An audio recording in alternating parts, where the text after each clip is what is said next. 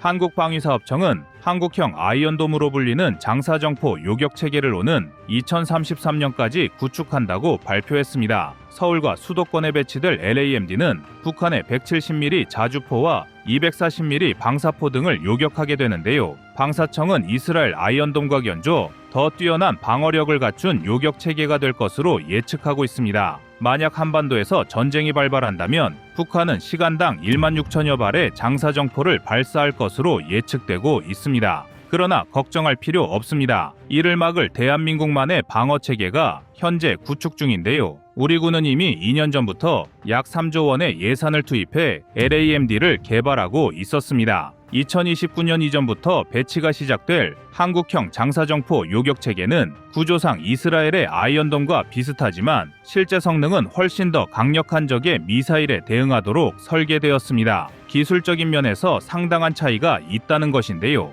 우리가 상대할 북한군은 조잡한 수준의 로켓을 쏘아대는 하마스나 헤즈볼라와는 차원이 다른 존재이기 때문입니다. 현재 북한군은 정밀 유도가 가능한 초대형 다연장 로켓을 대량으로 보유하고 있어 유사시 1만 발이 넘는 로켓탄을 휴전선 이남으로 쏟아부을 수 있습니다. 우리로서는 주요 군사시설과 산업시설 그리고 민간의 피해를 막기 위해 북한의 초기 공격을 막는 것이 무엇보다 중요할 텐데요. 그래서 준비했습니다. 오늘은 북한의 장사정포를 막을 대한민국만의 감시체계와 요격체계에 대해서 자세히 알아보겠습니다. 여러분의 구독과 좋아요가 꺼리튜브 운영에 많은 힘이 됩니다.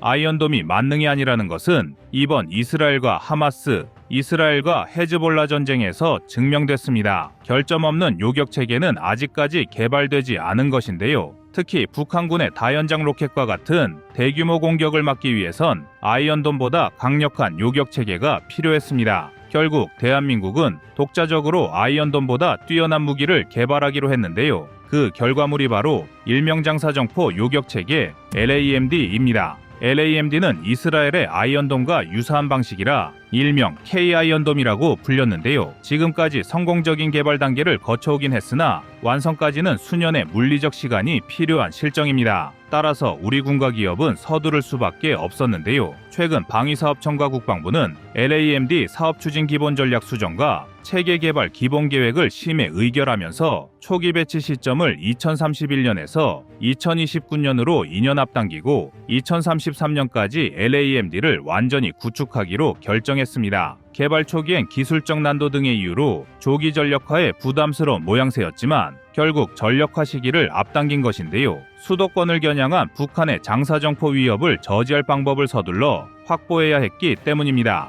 이는 개발업체에서 가시적인 기술적 성과를 보여줬기에 가능한 일이었는데요. 대한민국이 준비 중인 장사정포 요격체계는 북한이 쏠 로켓탄을 탐지할 다기능 레이더와 요격탄 및 발사대로 구성되는데 한화 시스템이 개발하는 다기능 레이더는 다수 표적을 상대로 동시에 교전할 수 있는 능력을 갖추고 있습니다. 여기에 구형 레이더 대비 레이더 탐지 범위가 50% 이상 늘어난 장거리 레이더 또한 LIGN-X1이 개발 완료한 상태입니다. LIGN-X1이 개발한 장거리 레이더는 200개 이상의 표적을 동시에 탐지할 수 있고 한화의 다기능 레이더는 능동 전자주사 A사 레이더를 사용 130여 개 표적을 탐지, 추적 가능하도록 만들어졌습니다. 그동안 우리 군은 공격무기의 진화 속도에 비해 감시와 요격체계의 발전이 더뎠던 것이 사실입니다. 즉, 경계작전을 위한 군사장비의 개발이 아쉬웠는데요. 특히 현장에서 지적한 낡은 감시 레이더의 문제가 심각했습니다. 우리 군은 1980년대부터 사용하던 감시 레이더를 현재까지 쓰고 있어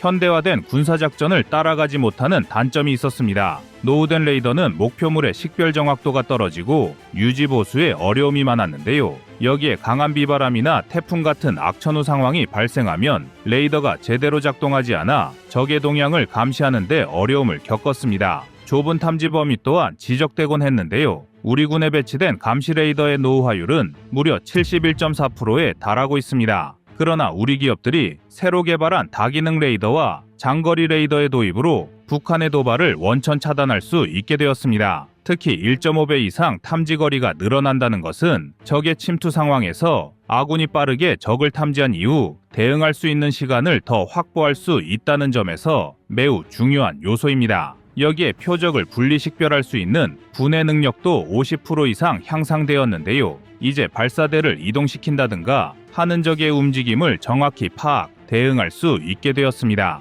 여기에 레이더 운용 장비의 현대화로 한 명의 인원으로 최대 4대의 레이더 가동이 가능해 병력 운용의 유연성까지 확보하게 되었습니다. 이번에 개발된 다기능 레이더와 장거리 레이더는 해외 선진국의 해안 감시 체계와 비교해도 우수성이 돋보입니다. 이 정도 기술 수준의 레이더를 개발 가능한 국가는 세계적으로 미국과 프랑스, 이탈리아, 스페인 정도뿐인데요. 특히 섬나라인 영국과 일본이 레이더 시스템 구축에 진심이었습니다. 그들은 강한 비바람이나 태풍 같은 악천후에서도 안정적인 탐지가 가능하도록 개선했으며 특히 일본은 넓은 범위의 감시 레이더망을 구축한 상태였습니다. 그러나 이번에 개발된 신형 레이더는 이들 국가의 감시 경계망보다 한 수 위인 것으로 전문가들은 예측하고 있습니다. 그러나 이러한 감시 요격 체계에도 치명적인 단점이 있는데요. 바로 대량 공격에 취약하다는 점입니다. 현재 LIG-X1이 개발한 사거리 7km의 요격탄은 하나의 발사대에서 요격탄 32발을 탑재 가능하여 한 개 포대 운용 시 한 번에 192발을 쏠 수 있도록 설계되었습니다. 그러나 전술의 뜻, 북한이 개전 초기 1만 발이 넘는 로켓탄을 발사한다면 우리는 그보다 압도적인 물량의 요격탄을 준비해야 합니다. 현재 북한은 군사분계선 MDL 인근 지역에 시간당 1만 6천여 발의 포탄을 발사할 수 있는 천여 문의 각종 포를 배치해둔 상태인데요. 특히 사거리 54km, 170mm 자주포 200여 문과 사거리 60km의 240mm, 방사포 140여 문 등 340여 문의 장사정포가 서울과 수도권을 직접 겨냥하고 있습니다. 현실적으로 지금 당장 이런 화력을 막아내기엔 기술적인 문제뿐만 아니라 비용적으로도 많은 어려움이 있습니다. 만약 대한민국의 장사정포 요격 체계가 아이언돔 요격탄인 타미르 미사일처럼 한 발당 가격이 1억 원을 넘는다면 비용 문제로 대량 생산이 어려울 수 있기 때문입니다. 따라서 요격탄의 가격 상승을 최대한 억제해야 요격 능력을 극대화할 수 있을 것이고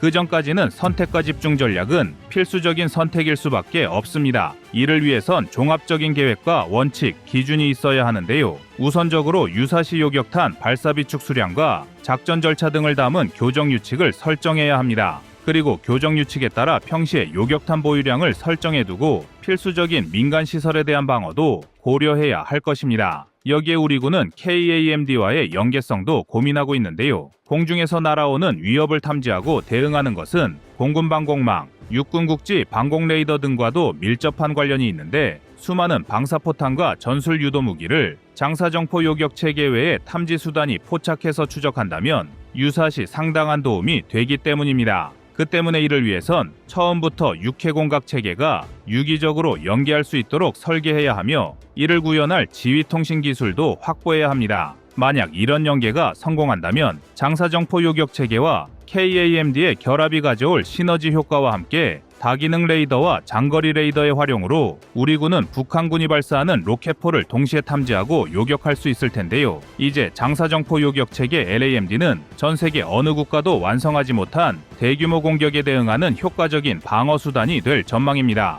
그리고 방사청이 LAMD조기 구축을 발표한 날 우리 군은 패트리엇 성능 개량 사업과 함께 전자전기 개발 계획 그리고 국산 K2 전차의 변속기 국산화 프로젝트까지 함께 공개했습니다. 전자전기 사업은 대한항공과 한국항공우주산업, LIG-X1과 한화시스템 등 한국의 대형 방산기업이 모두 참여하는 프로젝트로 2032년까지 1조 8,489억 원이 투입됩니다. 여기에 2026년부터 2035년까지 5,641억 원의 예산이 편성된 공대함 유도탄 사업은 현재 개발 중인 KF-21에 장착할 공대함 유도탄을 국내 연구 개발로 확보하는 사업입니다. 또한 방사청은 패트리엇 성능 개량 2차 사업으로 요격 고도가 40km로 높아진 팩3MSE를 추가 확보하는 동시에 발사대까지 성능 개량하기로 결정했는데요. 여기에도 2031년까지 1조 9,507억 원이 소요될 전망입니다. 그리고 잘 알려진 대로 대한민국 지상군 전력의 핵심 K2 전차의 국산 변속기 적용 방안도 확정됐습니다. 기존에 제작된 K2 전차에는 독일산 변속기를 썼지만 2028년부터 공급될 150대의 K2 전체는 S&T 다이내믹스 제품이 장착될 예정입니다.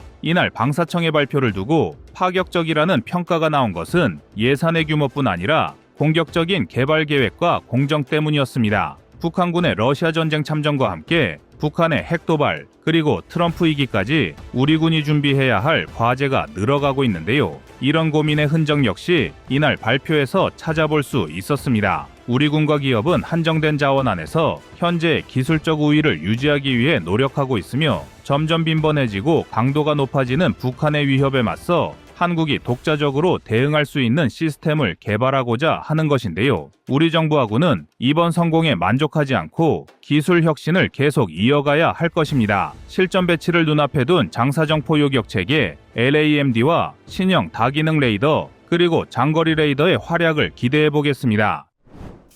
여러분의 구독과 좋아요가 꺼리튜브 운영에 많은 힘이 됩니다. 다음은 24년 11월 13일 청궁 극찬 영상입니다. 이제 막 세계 시장에 첫 발을 내디딘 청궁. 그러나 벌써부터 극찬이 쏟아지고 있습니다. 이미 청궁을 도입한 사우디와 UAE에선 성공적인 운용으로 칭찬 일색인데다 폴란드를 중심으로 유럽에서의 관심도 뜨거운데요. 아무래도 미국산은 비싸고 러시아제는 구매할 리 없기 때문이기도 하지만 예상외로 청궁의 성능이 너무 뛰어났고 납기일도 빨랐기 때문입니다. 청궁2는 탄도미사일과 항공기 등 다양한 공중 위협에 대응할 수 있는 능력을 갖추고 있습니다. 특히 최대 사거리 40km, 요격고도 15에서 40km, 최대 속도 마하 5 이상의 성능을 자랑하며 다수의 목표물을 동시에 탐지하고 추적, 요격할 수 있는 능력을 보유하고 있습니다. 이러한 기술적 우수성은 현재 청궁을 운용 중인 중동 국가들의 방공체계 강화에 큰 도움이 되고 있습니다. 또한 청궁2는 미국의 패트리엇 팩3 미사일 대비 약 3분의 1 수준의 가격으로 제공되어 경제적 효율성이 높습니다. 이러한 이유들로 향후 더 많은 국가에 수출될 가능성이 크며 현재 세계에서 가장 핫한 요격 시스템으로 칭송받고 있는데요.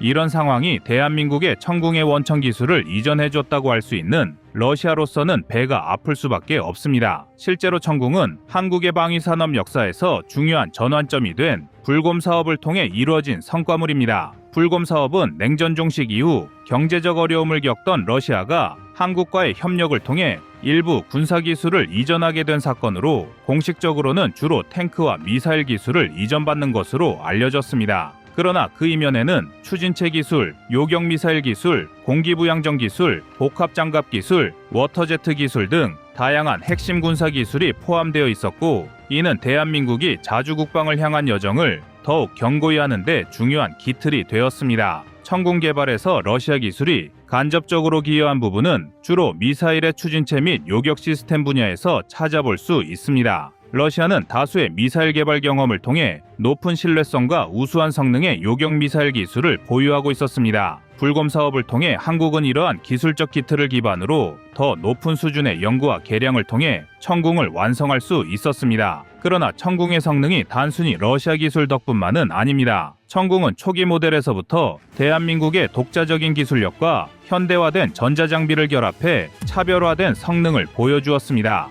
한국의 연구진들은 기본적인 러시아 기술을 기초로 삼아 이를 대폭 개량하며 한국 방산 기업들의 높은 기술력과 지속적인 연구 개발을 통해 청궁의 요격 성능을 크게 개선시켰습니다. 청궁은 개발 과정에서 여러 차별화 요소와 독창적인 파생점을 갖게 되었습니다. 대표적인 예로 청궁은 팩3와 달리 유도 시스템과 폭발 방식을 개선하여 방어 지역 내에서 극도로 높은 정확성을 발휘할 수 있도록 설계되었습니다. 팩3와 청궁은 요격 목적이 유사하지만 외형적인 차이점이 큽니다. 팩3는 다탄두 형태를 가지며 고고도 요격에 최적화되어 있습니다. 반면 청궁은 저고도 및 중고도 요격에 특화되어 있고 설계면에서도 컴팩트하게 디자인되어 한국과 같이 지형이 복잡한 환경에서도 효율적으로 배치가 가능하도록 최적화되었습니다. 여기에 청궁은 폭발 방식을 개선하여 높은 파편 확산율을 갖추고 있어 다수의 요격 대상에 대해 높은 대응력을 보유하고 있습니다. 이는 전통적인 요격 방식에서 발생하는 제한점을 극복한 것으로 청궁의 정확성을 높이고 타격 범위를 넓혀줍니다. 팩3가 극도로 높은 정확도를 자랑한다면 청궁은 폭발 방식에서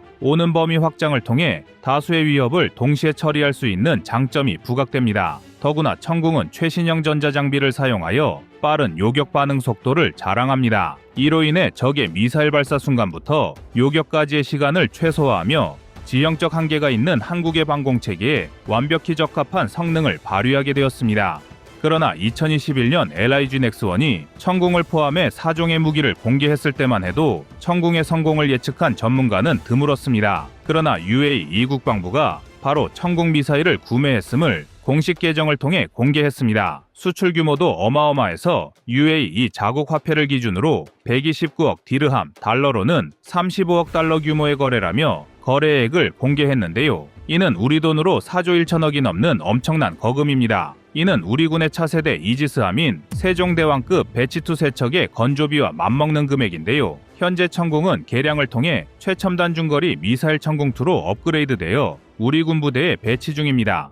전 세계적으로 수많은 지대공 미사일이 존재하지만 탄도미사일 요격 능력을 갖춘 지대공 미사일을 자체 개발하고 배치하는 데 성공한 국가는 미국, 러시아, 이스라엘, 한국 정도입니다. 이는 정말 엄청난 일인데요. 중국은 아직도 막대한 개발 비용과 기술적 장벽 때문에 러시아의 S-300과 S-400에 의존하고 있고 일본 또한 미국제 패트리엇 팩3에 의존하고 있는 상황입니다. 또한 군사강국 이스라엘은 요격 능력을 갖춘 지대공 미사일 개발 기술을 습득하기 위해 20억 달러가 넘는 막대한 개발비를 투자했습니다. 반면 한국은 경제난을 겪던 러시아를 적절한 시기에 지원해 큰돈을 들이지 않고 우수한 대공무기 체계인 천궁 중거리 미사일을 개발하는 데 성공했습니다. 천궁은 길이 4.6m, 직경 275mm, 중량 400kg에 탄도탄 요격고도 15km로 길이 5.2m, 직경 250mm, 중량 320kg, 탄도탄 요격고도 15km인 팩3 미사일보다 약간 성능이 떨어집니다.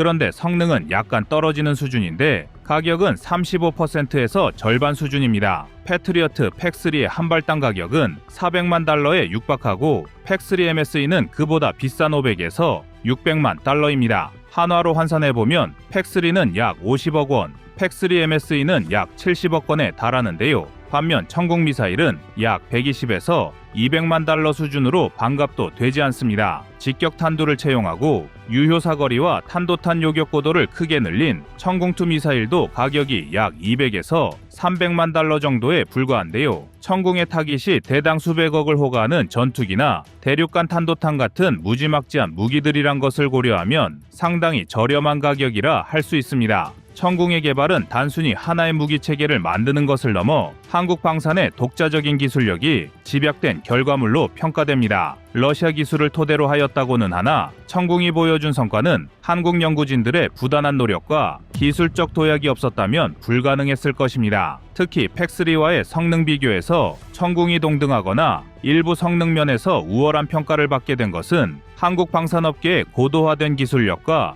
연구개발 능력을 입증하는 중요한 사례로 남아 있습니다. 천궁은 또한 한국이 방산 수출 시장에서 성공적으로 경쟁력을 확보할 수 있도록 돕고 있습니다. 중동 등지에서 천궁의 판매가 성사되며 한국 방산의 신뢰성이 크게 증가했으며 이는 추후 한국이 독자적으로 개발할 차세대 미사일 및 방공체계에도 긍정적인 영향을 미칠 것으로 전망됩니다. 흥미롭게도 한국의 방산기술 발전에서 러시아와의 협력은 중요한 변곡점이 되었으나 미국 랜드 연구소가 미사일 기술 강국은 러시아와 한국이 유일하다고 인정했듯 대한민국은 어마어마한 기술적 성과를 이뤄냈습니다. 그리고 이러한 평가는 군사 전문지 포린폴리시에서도 이어지고 있는데요. 러시아가 8,000km 떨어진 목표물을 타격 가능한 미사일을 보유한 것처럼 한국 역시 누리호 ICBM이 8,700km 비행에 성공했다며 전 세계가 한국의 군사력을 너무 낮게 평가하고 있다고 보도했습니다. 맞습니다. 현재 비공식적이긴 하지만 극초음속 미사일 개발에 성공한 나라는 극히 일부뿐이며 극초음속 미사일 방어 체계를 만들고 있는 나라는 미국과 일본, 이스라엘, 그리고 한국입니다. 군사 전문지 텔레그래프는 이를 좀 더 직설적으로 설명하고 있는데요. 극초음속 미사일의 발사 지점과 목표명 중 장면까지 다 보여준 것은 러시아와 한국뿐이며 미국과 중국은 발사 장면만 보여줬을 뿐이라고 실제 성능에 의문점을 표했습니다. 이를 북한의 ICBM과 비교해보면 차이점이 극명한데요. 미사일에 들어가는 정밀 부품과 반도체, 고순도 텅스텐 합금을 모두 생산할 수 있는 나라는 한국이 유일하다는 점만 봐도 우리의 ICBM 기술력이 몇 배 더 우수하지 않은 것이 오히려 이상한 일처럼 받아들여지고 있습니다. 물론 아직 대한민국이 모든 면에서 러시아의 항공우주 기술을 앞섰다고 말할 수는 없는 상황이고, 러시아와의 협업이 조금만 더 지속되었더라면 훨씬 더 괄목할 만한 성과가 있었을 것이라는 예측도 아쉬움이 남는 대목입니다. 가령 대한민국에 있어 핵 추진 잠수함의 필요성이 대두되었을 때도 다수의 전문가는 미국보다 러시아로부터 기술을 이전받는 것이 훨씬 수월하며 효율적이라는 주장도 나왔을 정도인데요. 그러나 우크라이나 전쟁으로 미국과 러시아가 대립하는 상황에서 우리와 러시아와의 추가적인 협력 가능성은 제한적일 수밖에 없습니다. 한국 방산이 이룩한 자주 국방을 위한 노력과 천공의 성공은 향후 한국이 글로벌 방산 시장에서 더 큰 도약을 이루는 기반이 될 것입니다. 천공이 보여준 우수성은 미국 팩3와 비교될 정도로 글로벌 시장에서 경쟁력을 갖췄음을 입증하며 앞으로의 방위산업 발전을 위한 한국의 강력한 기틀이 될 것입니다. 여러분의 구독과 좋아요가 꺼리튜브 운영에 많은 힘이 됩니다. 다음은 24년 10월 30일 북한군 파병 미국 입장 영상입니다. 오늘 발표된 우크라이나군 국가저항센터가 공개한 자료에 따르면 이들 북한군은 여러 훈련장에 분산 배치되어 적응 훈련을 받고 있는 상황입니다. 이 훈련장들은 쿠르스크 지역 내 5곳 이상으로 나뉘어 있으며 북한군은 주로 소규모 단위로 배치되어 훈련에 임하고 있습니다. 특히 러시아군과 북한군의 고위 인사들이 이들의 활동을 관찰하기 위해 속속 도착하고 있는 것으로 파악되고 있습니다. 북한군을 관리하는 러시아군 측에서는 약 10명의 고위 장교가 관찰 임무를 수행 중이라고 전해졌습니다. 북한군의 이동은 정찰 자산에 포착되지 않기 위해 주로 야간에 이루어지고 있는 것으로 알려져 서방 세계의 눈을 피하려는 움직임도 포착됐습니다. 이를 증명하듯 실제로 쿠르스크 지역의 주민들도 북한군이 밤늦게 이동했다는 사실들을 여럿 목격했다고 밝히고 있습니다. 이들은 소총과 수류탄 등으로 무장한 상태였다고 증언하고 있는데요. 주민들은 북한군이 주로 오후 10시에서 새벽 4시 사이에 이동하며 대규모 차량 행렬로 이동하는 모습을 목격했다고 전했습니다. 그럼 러시아에 참전한 북한군은 어떤 부대들인지 알아봐야 하는데요. 일각에서는 이 병사들의 외모가 다소 어리고 왜소해 보여서 총알바지용 신병이 아닌가 하는 의혹도 제기되고 있습니다. 하지만 이에 대한 우리 정보당국의 입장은 다릅니다. 국정원을 비롯한 정보당국에 따르면 이들이 북한의 최정예 특수부대인 제11군단, 즉 폭풍 군단 소속이라고 확인했습니다. 이 부대는 우리 특전사와 비슷한 성격을 지니고 있으며 그 전투 능력을 낮게 봐서는 안 된다고 강조하고 있습니다. 특히 이들이 어려 보이는 것은 주로 입대 연령이 10대 후반에서 20대 초반이라는 점에서 기인하는데요. 하지만 기본 전투 훈련을 받은 만큼 이들의 실전 능력도 만만치 않다는 것이 정보당국의 판단입니다. 1968년 청와대 습격 사건을 일으켰던 김신조 부대를 기억하시는 분들도 계실 텐데요. 이 폭풍군단은 그 부대의 후신으로 땅굴, 잠수함, 공기부양정, 고속 상륙정 등 다양한 침투 수단을 이용해 주요 시설을 타격하거나 요인을 암살하는 특수작전을 수행하고 있습니다. 관련 전문가들은 이 폭풍군단이 우크라이나 전장에 투입된다면 전방보다는 후방에서 교란 작전을 수행하며 러시아군을 적극 지원할 가능성이 높다고 분석하고 있습니다. 후방에서의 작전은 특히 적의 보급로를 교란하거나 주요 목표를 타격하는 방식으로 이루어질 수 있는데요. 이러한 작전은 전쟁의 흐름에 큰 영향을 미칠 수 있는 만큼 이번 북한군의 움직임을 가볍게 봐서는 안 될 것입니다. 현재 북한군의 파병 병력은 앞에서 언급한 것처럼 보병과 지원 병력으로서의 역할인데요. 아직 북한군이 실제 전투에 투입될 시점은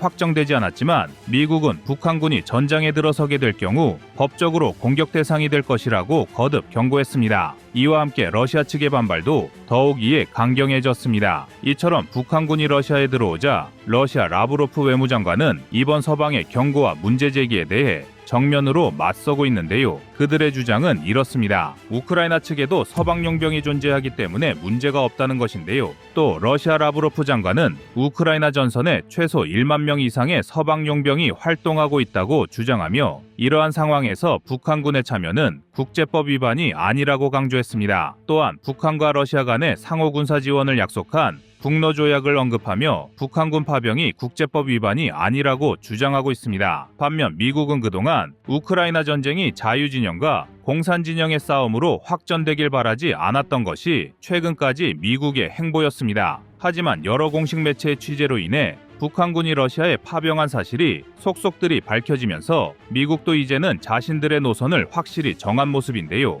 이를 방증하듯 미국의 조 바이든 대통령도 이 사안에 대해 매우 위험하다는 공식 입장을 밝히며 그 심각성을 부각했습니다. 이제는 북한이 러시아에 군병력을 보낸 것이 단순한 파병을 넘어 러시아와 북한 간 군사적 협력 강화로 미국도 해석하고 있다는 뜻입니다. 또 이러한 사안들은 한반도의 안보를 넘어 미국을 포함한 국제사회에 큰 파장을 불러일으키기에는 충분한데요. 이제 미국도 인정한 만큼 북한군의 파병이 한국과 세계에 어떤 영향을 미치게 될까요? 그리고 한국은 이 상황에서 과연 어떤 선택을 해야 할까요? 우선 먼저 북한의 러시아 지원 결정이 왜 발생했는지 그 배경부터 눈여겨볼 필요가 있습니다. 현재 러시아는 우크라이나 전쟁이 장기화되며 인력 부족에 시달리고 있는 상황입니다. 그래서 러시아는 북한을 통해 인력 문제를 해결하려는 의도가 있고 북한 입장에서는 이번 파병을 통해 러시아와의 협력 관계를 공고히 하고 국제 무대에서 존재감을 과시할 기회를 잡게 되었습니다. 또 자신들에게 없는 식량과 고도화된 군사 비닉 기술들을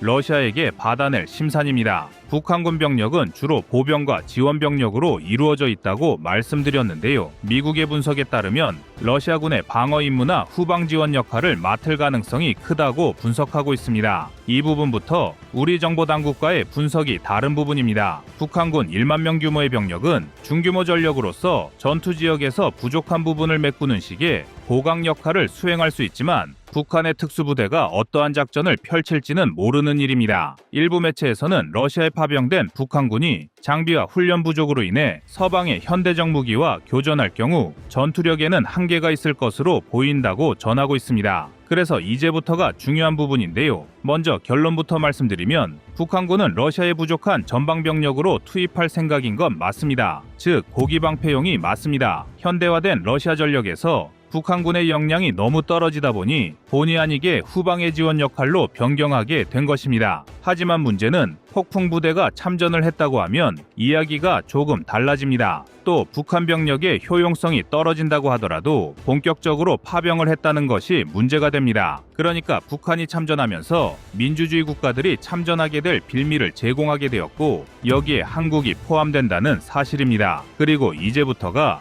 우리 대한민국의 안보에도 심각한 문제로 이어지는 내용들인데요. 이제 국제사회는 북한군의 참전으로 인해 우크라이나 전쟁이 단순히 러시아와 우크라이나 간 분쟁이 아니라 민주주의와 공산주의의 국제적 갈등의 성격을 띌 가능성이 커지게 됐는데요. 이에 따라 서방연합국이 더욱 강력하게 개입할 명분을 제공하게 될 것이 분명해졌고 지금 그 칼자루는 미국이 쥐게 됐습니다. 어제 오후 미국이 북한군이 러시아에 파병되었다는 소식을 공식적으로 전하자 나토는 한국이 국제사회의 일원으로서 우크라이나에 무기를 지원할 것을 강력히 요구하고 있습니다. 이는 한국에게 외교적 딜레마와 군사적 부담을 동시에 안겨주는 상황으로 발전하고 있는데요. 건국 이래 한국은 전통적으로 군사적 중립을 지키려 해왔지만 북한의 도발과 러시아의 국제적 입지 변화로 인해 이러한 중립을 지키기가 점점 어려워지고 있습니다. 최근 인터뷰한 헨리 해거드 전 주한 미국 대사관 정무공사에 따르면 한국이 우크라이나를 지원할 경우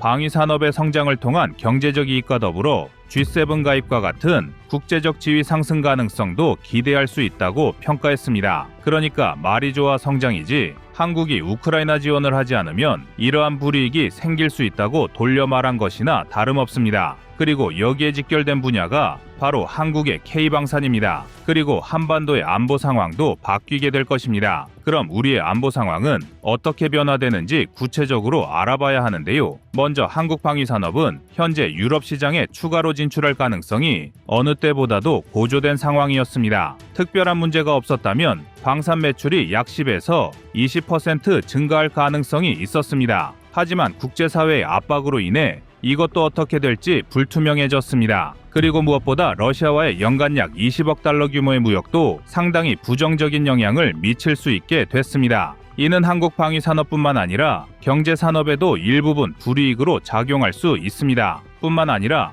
이러한 상황 속에서 한국이 직면한 가장 큰 군사적 부담은 북한과 러시아가 한반도에 대한 군사적 대응을 예고하고 있다는 점입니다. 한국이 우크라이나에 군사 지원을 하게 되면 남북 간 갈등이 고조될 수 있고 러시아가 한국의 우크라이나 지원에 대한 보복으로 경제 제재나 군사적 위협을 강화할 가능성도 있습니다. 한국 내 여론을 살펴보면 약 63%의 국민이 우크라이나에 대한 군사적 지원을 반대하고 있습니다. 이는 한국 정부가 정책을 결정하는 데 중요한 요소로 작용하며 북한의 도발과 러시아의 경고로 인해 국민 여론은 더욱 강화된 상황입니다. 국민의 지지를 얻지 못하는 정책 결정은 국내 정치적 부담으로 작용할 수밖에 없으며 따라서 정부는 어떠한 결정을 내리든 간에 신중한 결정을 내려야 합니다. 그동안 미국을 비롯한 서방 세계 국가들은 한국에게 새로운 국제적 역할을 요구하고 있었던 것이 사실입니다. 현재 한국 방위 산업의 연간 매출은 약 50억 달러이며 유럽 시장에서 추가적인 매출이 발생할 경우 이는 연간 약 10억 달러 이상 증가할 수 있습니다. 하지만 이것은 대한민국의 안보에 이상이 없다는 가정에 예측할 수 있는 사항들입니다. 이번 북한군 파병으로 인해 미국과 나토는 우크라이나의 장거리 미사일 및 방공 시스템 지원을 강화할 가능성이 높아졌습니다. 미국은 현재 고속기동 포병 로켓 시스템인 하이마스와 에이테킴스 같은 장거리 미사일을 우크라이나에 지원하고 있으며 추가적인 장거리 무기 지원도 검토 중입니다. 에이테킴스의 경우 약 300km의 사거리를 가지고 있어 러시아 본토의 주요 군사기지를 타격할 수 있어 이 무기 체계들이 본격적으로 지원된다면 러시아 본토를 두드려 맞은 푸틴이 그 다음 어떤 행보를 보일지는 아무도 모르는 일입니다. 그래서 미국의 장거리 무기 지원은 러시아군에 큰 위협이 될 수 있으며 러시아와 그 동맹들이 한국에 위협을 가할 수 있습니다. 북한군의 파병이 우크라이나 사태에 어떠한 변곡점이 될지는 한국이 어떠한 선택을 하느냐에 따라 군사적 외교 전략을 재정립할 중요한 전환점으로 자리 잡게 됐습니다. 이상 꺼리튜브였습니다.